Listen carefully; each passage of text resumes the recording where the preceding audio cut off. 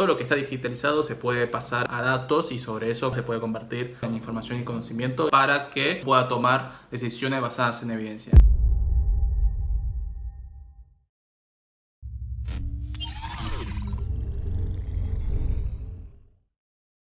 Nuestro invitado de hoy trabajó en el gobierno de la ciudad de Buenos Aires como Data Scientist y gerente de ciencia de datos en la Subsecretaría de Ciudad Inteligente.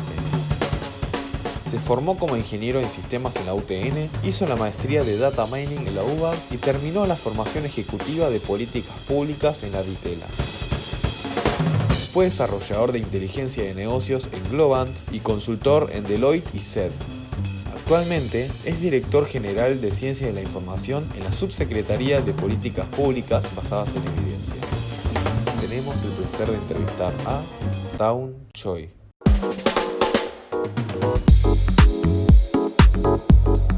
¿Cómo estás, Dawn? ¿Todo bien? Muy bien, ¿vos? Bien. Bueno, primero que nada te agradezco por la posibilidad de poder tener este encuentro con vos. Nos pareció muy interesante quién sos, queremos saber más. Y estoy seguro que nuestra audiencia y nuestro público también está muy interesado en tu perfil. Bueno, buenísimo. Espero estar a la altura de esa expectativa porque, qué sé yo, capaz que uno, viste, se ve muy interesante y parece que sabe, pero bueno, al final y al cabo, uno después de 5 minutos de charla se da cuenta de que no sabe nada, ¿no? Entonces, nada. Espero que no sea ese caso. Para empezar, quizás algunos de la audiencia no estén tan familiarizados con este universo de la informática. ¿Querés darnos una introducción de qué es BI? Business Intelligence en inglés, o en español sería inteligencia de negocios.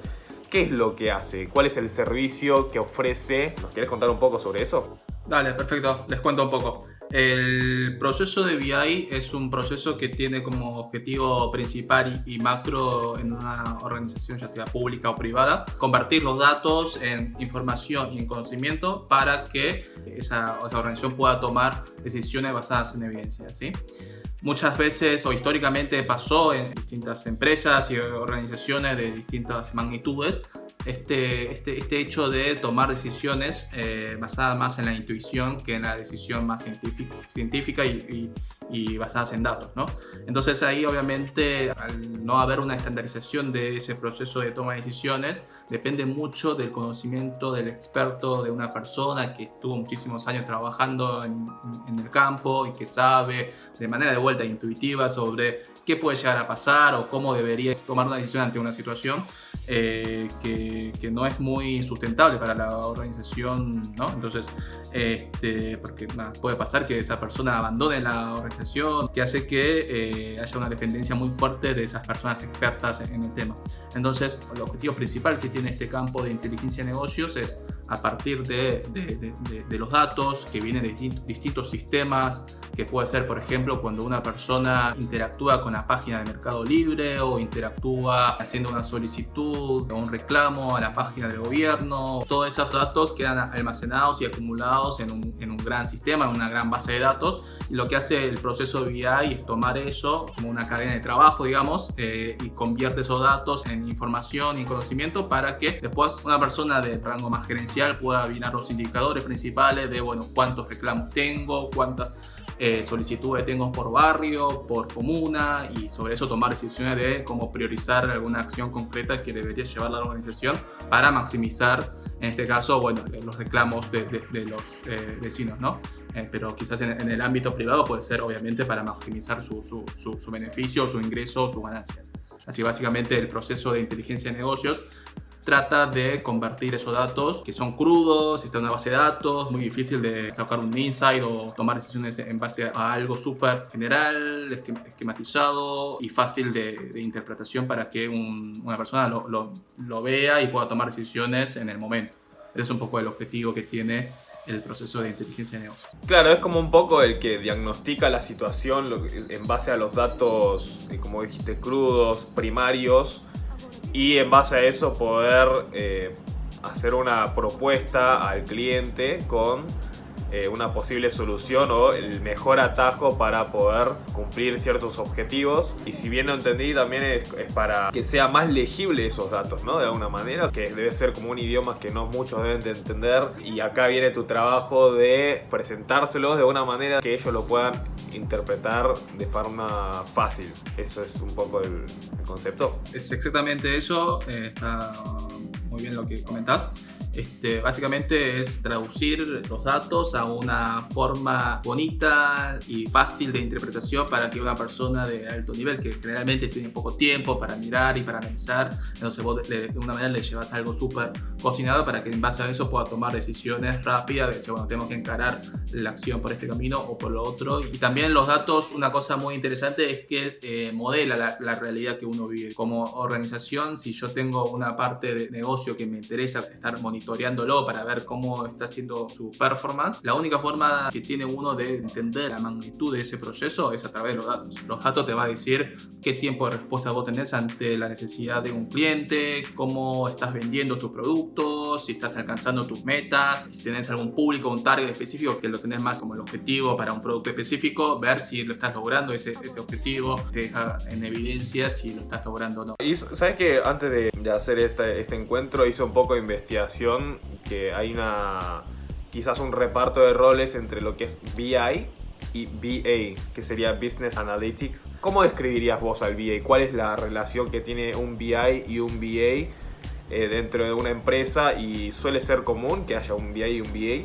Eso lo dividiría como en dos grandes grupos, como decís vos. Por un lado, personas que se encargan de mantener el flujo de trabajo desde que los datos son captados de un sistema transaccional, como puede ser de vuelta un sistema de reclamos o la interacción que tiene una persona con una página web, todas esas interacciones y los clics que hace una persona y solicitudes que envía son almacenadas en una base de datos. De garantizar que ese flujo de trabajo siempre tenga la información actualizada, correcta, y que la calidad de los datos y la información que uno ve en el tablero sea lo más cercano a la realidad, o mejor dicho, que sea real. Eso es lo que se encarga una persona que trabaja en BI. Después, lo que hace una persona de característica más analítica es empezar a interpretar esos indicadores, esa información que está presente en un dashboard. Son perfiles distintos. Una persona que trabaja en BI suele venir más de una carrera ciencias duras. De ciencia dura, correcto. Después, una persona que analiza esos datos o esos indicadores, mejor dicho, suelen venir de carreras más analíticas o carreras más que tengan como esa capacidad de interpretar esos indicadores y tomar conciencia de si está bien o no, digamos, el número que uno está mostrando en un tablero. Y suelen ser carreras más de tipo gente que viene de la carrera de economía. Sociales También, mucho viene de la carrera de sociales. Hoy por hoy, y está muy bueno para mí, que la gente de sociales también está como pasándose también al mundo de BI o al mundo de flujo de la conversión de datos a información y conocimiento. Pero históricamente personas de característica más analítica o gente que viene de carrera más de ese estilo suelen tomar papeles de business analysis, ¿no? ¿Cómo suele ser la interacción con el cliente? ¿Cómo suele ser la mesa chica en donde se comparten opiniones, información para poder tomar decisiones dentro de la empresa? ¿Con quiénes son esas reuniones? ¿Con el sector de marketing? ¿Con los CEOs? Y si quieres contarnos un poco de cómo suele ser en el sector público. Muy buena pregunta y hay distintas respuestas dependiendo de la madurez de la organización. Hay distintos niveles de decisión y toma de decisión, mejor dicho, ¿no? Una organización que es madura y tiene la cultura de datos ya bien planteada, ¿sí? Suele haber decisiones basadas en indicadores, en evidencia, desde todos los niveles de la pirámide organizacional, ¿no? Ahora, una organización donde esa cultura de datos todavía no está bien planteada, los requerimientos suelen venir de un nivel específico de la pirámide, ¿no? Que puede ser arriba o bien abajo. El objetivo final de la organización que quiere, digamos, fomentar decisiones basadas en evidencia, tiene que tener esa capacidad de que la información esté bien fluida desde arriba a abajo y de abajo a arriba. Esa es como la aspiración que tiene todas las organizaciones que quiere, digamos, fomentar eso, si es que todavía no lo está haciendo. Y vos ahí recién me preguntabas sobre cómo es el sector público. Algo muy interesante que siempre me gusta comentar sobre decisiones basadas en datos o en evidencia, es que no es un desafío tecnológico, ¿sí? Es siempre un desafío más organizacional de que haya un líder que pueda, digamos, fomentar y que pueda impulsar este tipo de trabajo y proceso, ¿no? Y más en estos últimos momentos del contexto que estamos viviendo. Por ejemplo, nuestro jefe de gobierno en todas las conferencias suele decir: tomamos decisiones en base a los datos, en base a la evidencia. Por suerte, dentro del gobierno de la ciudad tenemos un equipo bastante grande que se encarga de eso, que si bien es un equipo nuevo que viene a fomentar esta forma de trabajo, y es un equipo que nació en esta nueva gestión que arrancó en diciembre del año pasado, ha habido como distintas áreas en la gestión anterior que venían trabajando en temáticas similares, en decisiones basadas en datos, pero de manera más paralela, sin una visión clara mejor dicho, sin una visión unificada de lo que quería impulsar el gobierno. Y ahora, en esta nueva gestión, con la creación de esta nueva subsecretaría, ¿sí? Donde soy parte de ese equipo, estamos impulsando para que todas las áreas del gobierno de la ciudad tenga esto bien presente a la hora de planificar su política pública, de que cualquier cosa que hagamos nosotros como gobierno, cualquier centavo que gastemos como gobierno, esté basada en evidencia y tengamos realmente conocimiento de cuál es el impacto que vamos a generar a la hora de aplicar esa política pública, que los datos te muestran la realidad completa o trata de mostrar todas las dimensiones que tiene la realidad, ¿no? Entonces uno puede modelar, digamos, a través de los datos distintas aristas que tiene una ciudad como la ciudad tan grande como la ciudad de Buenos Aires, donde tenemos aristas sobre transporte, seguridad, el medio ambiente, educación. Todas esas dimensiones las tenemos que analizar a través de los datos y tomar la mejor decisión para que el impacto que generemos y los gastos que tengamos sobre eso sea de la manera más óptima y tengamos una respuesta y una solución lo más maximizada posible, digamos.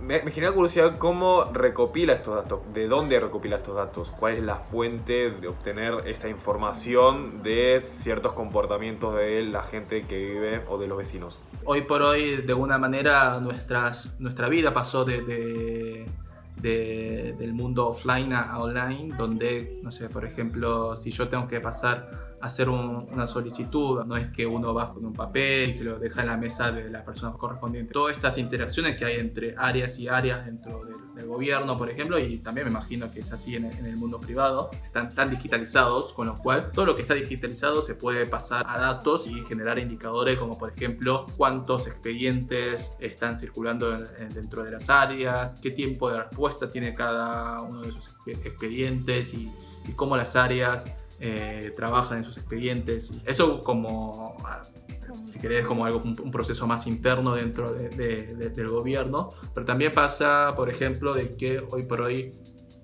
un vecino que quiere hacer un reclamo o una solicitud hacia el gobierno de la ciudad lo hace de la página web, puede mandar una foto de no sé, por ejemplo, de una vereda rota y hacer el reclamo y la queja, y esos datos se convierten en información y conocimiento para poder tomar la mejor decisión y entender dónde hay cuello de botella en todo el proceso, y sobre eso tomar la decisión de, bueno, dónde hay que ir a mejorar, ¿no? En el ámbito privado sería una empresa toma los datos en base a la interacción que tiene con su cliente.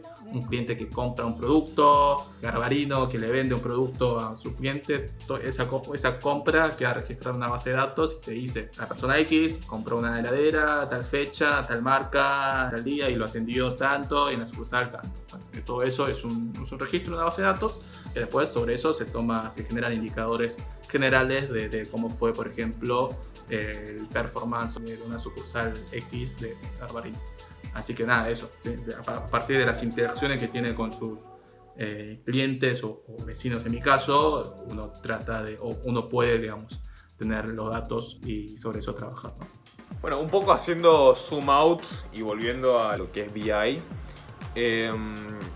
¿nos contás un poco cómo es el proceso para traducir? Porque de alguna manera la informática tiene su propio idioma que es esotérico para muchos, y vos te encargás de alguna manera traducir eso y simplificarlo para que tus clientes lo puedan leer, ¿no? Lo puedan interpretar. ¿Cómo suele ser ese trabajo de traducción y simplificación? ¿Cuáles son los criterios que cumplen para que algo sea fácil de leer para un cliente que no entiende de este mundo? Como cualquier trabajo, siempre encaramos entendiendo cuál es la necesidad del cliente o del área que solicita un requerimiento, digamos, ¿no? Si no hay un problema, no hay mucho para hacer, digamos, ¿no? O sería muy difícil encontrar una solución sobre algo que donde no tenés una necesidad. Con lo cual, como primera medida, uno lo que debería hacer es entender para qué quiere, por ejemplo, un indicador, un dashboard, una visualización, ¿sí? Y cuál es el objetivo o el motivo de ese trabajo, ¿no? Sobre eso después, bueno, hay todo un trabajo para entender el requerimiento que solicita y empezar a analizar cuál es la mejor forma de presentar y mostrar ese resultado, ¿sí? Que de vuelta, no hay un trabajo estandarizado de cómo deberíamos mostrar una interpretación de un dato, o la presentación, mejor dicho, de un dato que se convierte a un dashboard, que depende también mucho de lo que el cliente o el área está acostumbrado, digamos, ¿no? Y en ese sentido, yo creo que hay un trabajo muy interesante de captar esa necesidad, que a veces no es algo tan cuantitativo y suele ser algo más cualitativo, que sale a partir de una charla, que sale a partir de cómo una persona puede observar lo que hace una persona. Yo siempre lo que digo es que la mejor forma de generar el resultado o la solución no es siempre de la misma manera, sino que depende mucho de las características del otro lado. Seguramente uno puede como generalizar y caracterizar, no sé, para equipo más gerencial, o sea, una persona más gerencial, el tipo de output que podemos generar es de tal característica. Eso puede ser un approach posible, pero también siempre está bueno como hacer un doble clic de, che, ¿es realmente lo que están necesitando estas personas, esta forma de yo entregar mi producto? ¿O deberíamos como repensar y customizar esa forma de entrega para que realmente esa persona pueda aprovechar el trabajo que hace uno, digamos, ¿no? Es entender bien el requerimiento del área o de la persona que solicita, y sobre eso, bueno, tomar la mejor decisión de cómo encarar una solución. ¿Cómo suele ser un día normal como director de ciencia de información en el gobierno de la ciudad? ¿Y qué es exactamente este rol? Como director general de Ciencia de la Información tengo una responsabilidad muy grande, ¿sí?, de generar soluciones basadas en datos y entender cuál va a ser el impacto que va a generar esas decisiones. Y con técnicas de Machine Learning, con técnicas de inteligencia artificial, en algunos casos predecimos sucesos para entender cuál es la probabilidad de algún hecho concreto que queremos entender. Es un rol estratégico, ¿sí? Es un rol donde tiene que tener la capacidad suficiente de entender las necesidades y las prioridades del gobierno y poder priorizar los recursos que tenemos nosotros internamente en el equipo. La dirección está conformada por 4 equipos, somos aproximadamente 25 personas en la dirección, donde tenemos perfiles súper diversos. Tenemos ingenieros, tenemos gente de sociales, tenemos médico, tenemos una arquitecta, con lo cual tenemos un equipo muy variado de profesionales y carrera de grado súper diversa. Pero realmente eso es lo rico de un equipo que debería tener esa característica súper más analítica a la hora de encarar una solución. Seguramente si fuéramos 25 ingenieros, la solución que se puede generar sobre eso no va a ser muy diversa y no va a haber como opiniones de otras miradas, con lo cual ahí seguramente va a haber una falta de creatividad a la hora de abordar un problema y generar soluciones en base a eso. De alguna manera, el punto común que tenemos entre estas 25 personas del equipo es que de alguna manera nos gusta trabajar con datos, y eso es lo que nos une para pensar estas soluciones creativas, ¿no? Me parece muy interesante que haya una composición tan ecléctica dentro de una organización pública, porque claramente, como bien decís, y que comparto, es que quizás no pueda acceder a la capacidad de poder empatizar con ciertos perfiles que tienen que representar. También debe ser útil como en el sentido de conocer cuáles son las demandas a las que tienen que responder. Sí, totalmente. Y estás atacando ahí un punto súper interesante, que es todo esto lo hace un humano, un conjunto de personas, con lo cual va a estar muy sesgada o va a estar muy dependiente de lo que una persona piensa o de ese conjunto de personas piensa y de la experiencia previa que tiene. Ahora, si nosotros podemos cubrir la realidad de todas las dimensiones posibles, siempre ese sesgo va a estar presente, porque nuestro desafío, nuestra responsabilidad es que ese sesgo sea lo menos posible, digamos, y que podamos mirar una solución o una problemática desde todas las dimensiones posibles, ¿sí? Para que sea realmente representativo el resultado que estamos buscando, ¿no?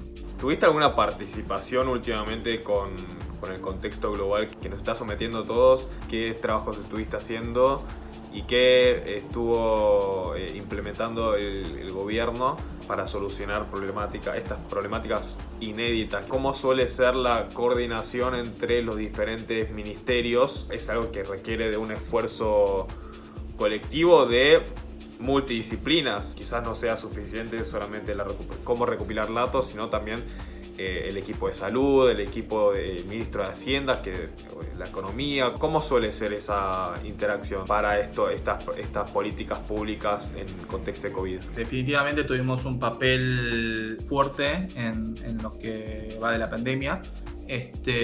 Nosotros, como equipo de datos del gobierno de la Ciudad de Buenos Aires, trabajamos muy activamente cuando empezamos con todo esto, ¿no? Allá en los primeros días de marzo teníamos un plan para encarar la nueva gestión de la ciudad, con proyectos específicos que queríamos encarar, que obviamente por el contexto de la pandemia lo tuvimos que frenar de algún modo y dedicarnos 100% todo el equipo en dar soluciones y respuesta a necesidades que teníamos a partir de este contexto tan inédito que estamos pasando ahora. Para que te des una idea, desde nuestra subsecretaría fuimos dando respuestas a necesidades que tenían otras áreas del gobierno que necesitaban, mejor dicho, tomar decisiones basadas en evidencia, ¿sí? Por ejemplo, entender cómo era la movilidad a partir de la cuarentena y el decreto presidencial que todos sabemos, pero sí, entender, por ejemplo, cómo es la movilidad en la ciudad es un indicador muy importante para el equipo de transporte, por ejemplo, que tiene que planificar de acuerdo a la situación. Trabajamos también mucho con áreas de espacio público que, por ejemplo, necesitaba en su momento priorizar los lugares y las zonas comerciales más transitadas en la ciudad, con el objetivo de tener un control y una fiscalización mejor sobre esos lugares y garantizar que haya distanciamiento social y que la gente esté usando el barbijo como corresponde.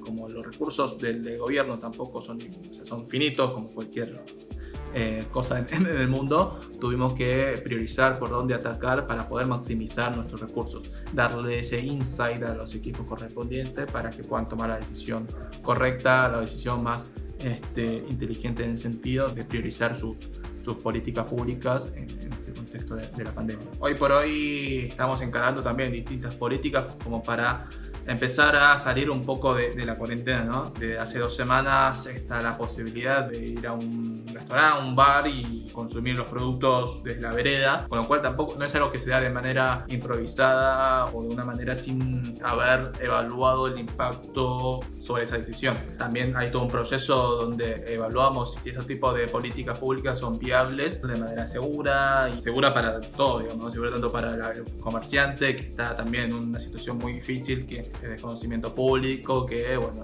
las ventas, y especialmente para el sector gastronómico, fue bastante duro, ¿no? Entonces es algo que era algo necesario de empezar a incentivar, empezar a mover de vuelta a eso, y la decisión que impulsamos como gobierno es empezar a abrir esos sectores que fueron los más castigados. Es interesante destacar cómo está creciendo, cómo la nueva forma de consumo que tienen los consumidores en la ciudad. Si bien algo ya estábamos experimentando con la llegada de los grandes delivery como Rappi, Globo, Pedido Ya, hoy por hoy con la pandemia esos tipos de de servicios crecieron muy fuerte y muy rápidamente y aceleró, digamos, ese crecimiento que venía, digamos, en alza, ¿no? Entonces, el gobierno de la ciudad estamos como preparando para poder afrontar esas nuevas normalidades, nuevos hábitos, que van a ser muy distintas a los proyectos que nosotros presentamos en los primeros días de este año, digamos, ¿no? Donde ni siquiera hablábamos de la pandemia ni del coronavirus. Entonces, nada, definitivamente hoy pensamos proyectos con ese punto en la cabeza de que vamos a vivir una normalidad muy distinta a la prepandemia. Te quiero hacer una última pregunta que en particular es la más interesante y la que más me emocionaba hacértela a vos, que es ¿qué responsabilidad tiene alguien que es de este ámbito, de esta profesión informática, alguien que posee tantos datos y es capaz de controlarlas y administrarlas y regularlas? ¿Qué responsabilidad tiene moralmente, ¿no? Porque uno puede hacer tanto bien como mal, porque nadie nos conoce mejor que los propios datos de Instagram, o Facebook o cualquier plataforma que usemos, y tienen un mejor entendimiento empírico a cómo somos nosotros. Entonces, ¿cómo se puede balancear eso entre hacer un buen uso de la tecnología, por un lado, sin abandonar esto de generar un posible daño hacia la sociedad o de violar la privacidad de la gente, que es algo que está muy en disputa hoy en día, ¿no? Que es algo muy controversial con lo que pasó con Edward Snowden con el gobierno de Estados Unidos, y Facebook con Cambridge Analytica, que fue hace un par de años, y TikTok, que es más reciente, con China, y hace poco los typhoons de la tecnología se presentaron al Congreso de Estados Unidos para que haya un acuerdo legislativo sobre esto, ¿no? ¿Qué opinas de eso? ¿Cómo se puede llegar a encontrar una armonía y confianza, ¿no? Que es lo más importante, entre la sociedad y la gente que tiene tanta información en sus manos? ¿Y qué garantía hay de que sea favorable y no dañino para la sociedad? Sí, claramente, como vos expresabas, es un punto que hoy por hoy está muy en disputa. Hoy por hoy no hay, y justamente esa disputa se da porque no hay claridad y no hay estándares definidos sobre cómo tratar ante esas situaciones, digamos, ¿no? Yo no soy experto en el tema, con lo cual, o sea, no soy abogado que tiene experiencia como para hablar del tema, pero desde el aspecto más técnico, lo que sí veo es que hay una falta de estandarización y lineamientos claros sobre aquellos datos de índole más personal, digamos, ¿no? En Europa hace un par de años ya atrás, con los hechos que vos comentabas, salieron las nuevas reglamentaciones en cuanto al manejo de datos personales, que hoy por hoy la Argentina todavía no la adoptó, pero bueno, está como en ese proceso de evaluar cómo poder implementarlo. La gran incógnita se da porque no hay una definición clara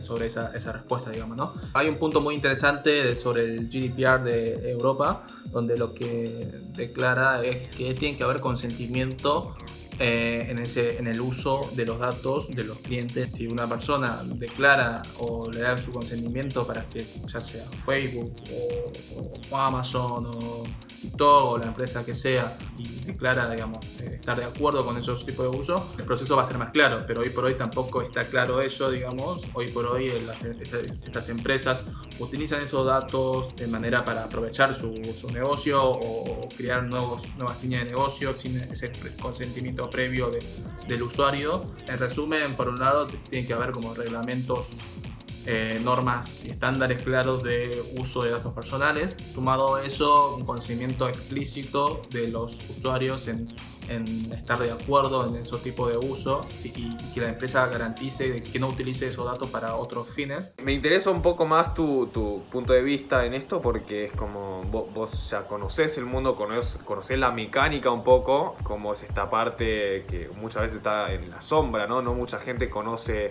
técnicamente las funcionalidades de este mundo virtual.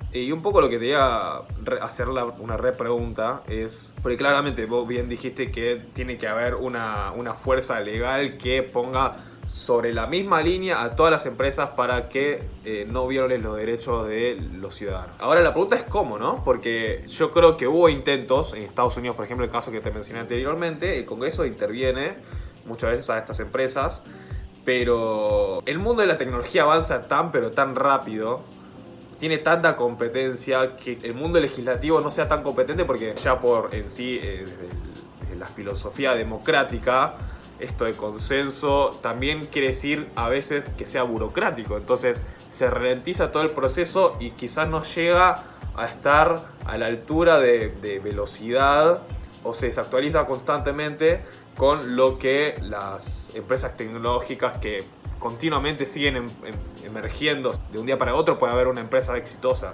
¿Cómo podría llegar a haber un método plausible para que haya una mejor convivencia general?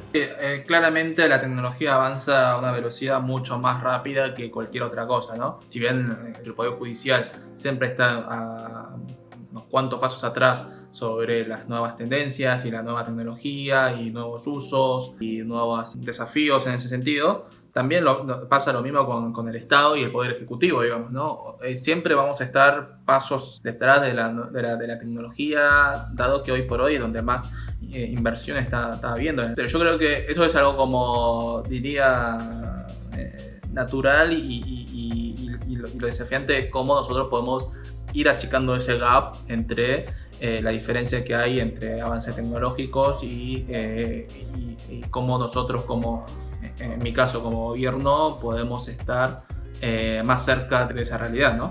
Porque la tecnología no es que crece sola, sino que la tecnología crece con los usuarios. Los usuarios que usan esa tecnología va a estar en un nivel de conocimiento, a un nivel de exigencia superior seguramente cada día, y va a exigir lo mismo hacia el Estado o hacia, en mi caso, hacia la ciudad, ¿no?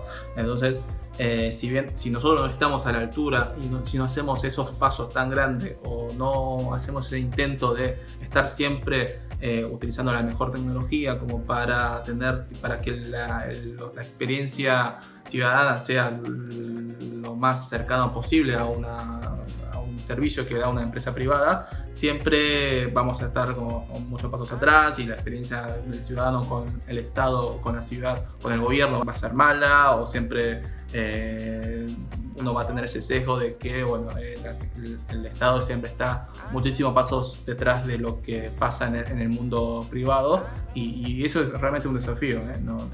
Y es algo que nosotros también dentro de la ciudad queremos lograrlo para seguir achicando ese gap, ¿sí? Pero bueno, lo importante y lo desafiante es ser criterioso en saber de que existe esa diferencia. Me parece que también es extrapolable a lo que vos comentabas, de cómo hay más preguntas que respuestas a la hora de generar nuevos estándares, nuevos reglamentos o nuevos lineamientos sobre el uso de datos, por ejemplo, o el uso también de inteligencia artificial, que también es algo que hoy por hoy está creciendo a una velocidad abismal, y no hay respuestas legales, límites claros de hasta dónde algo es legal, y que haya como un poder o una fuerza que pueda estar como estudiando, investigando y garantizando que ese gap sea lo más mínimo posible. Me gustó mucho lo que comentaste sobre que de alguna manera los consumidores votan mediante el consumo, la calidad de la oferta se adapta a lo que demanda la gente, lo cual me parece muy interesante, porque también es un poco quizás paradójico. También las empresas buscan maneras de comprender mejor al usuario para que sea más adictivo su plataforma. Es algo que debería servirnos a nosotros y no nosotros servir a la tecnología. Sí, yo creo que la tecnología es un medio, digamos, ¿no? Es un medio que ayuda y nos facilita, digamos, una necesidad o un problema que tenemos como humano en este mundo, digamos, ¿no? Deberíamos como plantear como objetivo a la hora de generar nuevas soluciones, nuevas tecnologías o cosas innovadoras en solucionar un problema, digamos. Si no es para solucionar una necesidad concreta, es muy difícil pensar una solución cuando no tenés una necesidad, digamos, ¿no? Es como tratar de llegar a un destino y te preguntan cuánto vas a tardar en llegar a ese destino cuando no sabes de dónde arrancás. Bueno, Me encantó esta charla que tuvimos. Te quiero agradecer por una vez más por este encuentro. La verdad que me pareció súper informativo y también súper gratificante porque me parece que es información nueva ahí seguro para cualquiera acá. De nuevo, te quiero agradecer por haber venido, por haber aceptado nuestra invitación. No, gracias a ustedes por la invitación. Espero haberle sido útil con las cosas que fuimos charlando y nada, obviamente alguien quiera profundizar, obviamente también abierto a escuchar y de intercambiar opiniones y nada, intercambiar conocimiento, ¿no? Porque yo tampoco me considero una persona que tiene respuesta a todo, así que nada, para mí también en lo personal me sirve también escuchar como otras personas, quizás gente que de este palo o que no es de este palo, y nada, va a ser muy también rico para mí y me suma también como profesional a la hora de ver la realidad, así que nada. ¿Cómo se pueden contactar la gente que esté interesada en hablar con vos, en compartir palabras, posiblemente se quiera abocar a alguna profesión similar a esto? A mí me pueden escribir por LinkedIn, por Instagram, por mail. Siempre me gusta decirle a las futuras generaciones que tengan esta capacidad analítica de pensar las cosas, ¿no? Nosotros creo que culturalmente tenemos esta forma de ser tan obediente, con lo cual siempre damos por hecho un montón de cuestiones sin preguntarnos, sin cuestionar las decisiones que alguien tomó por nosotros, ya sea nuestro padre o ya sea los maestros, y vamos perdiendo esa capacidad analítica de cuestionar si realmente sea lo correcto o no. Y eso seguramente también nos da la dificultad de pensar de manera más innovadora, creativa, y es un ejercicio que está bueno hacerlo, digamos, ¿no? Nos va a abrir como la cabeza a la hora de abordar problemas de la sociedad, dentro de una organización, nos va a permitir tener como criterios a la hora de generar nuestras opiniones, de tener la voz para poder afrontar las cosas, con lo cual ahí yo siempre lo que digo, que siempre tener presente de que algo puede estar mal, que siempre hagamos el doble clic de algo que se está haciendo de manera más orgánica y natural, si hay alguna otra opción mejor que esa, ¿no? Trabajar con datos de alguna manera nos abre un poco la cabeza para pensar la cosa de manera más algorítmica, de manera más lógica, estructurada, que es una habilidad que en la escuela no te enseña y tampoco hoy por hoy, digamos, hay tanta claridad de cómo generar esa sabiduría. Con lo cual yo lo que sí los invito a todos es ser más curioso en el sentido de meterse más sobre este campo de la programación, de ciencia de datos.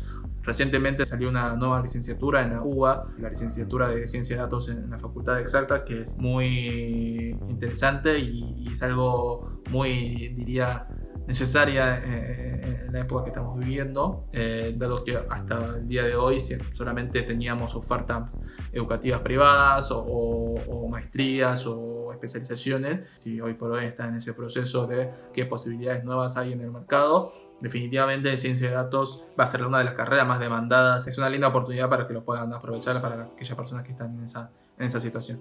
Para mí también fue un encuentro muy, muy lindo, con preguntas muy interesantes, así que también los felicito por todas estas iniciativas y dedicación que le están dando para generar este tipo de espacio y que otras personas puedan también mirar y escuchar y generar sus propias conclusiones, ¿no?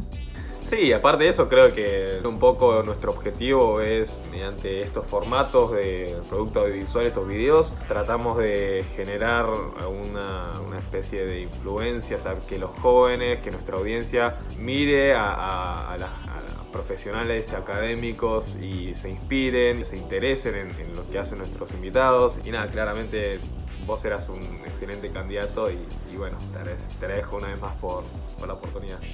Por favor, gracias a ustedes.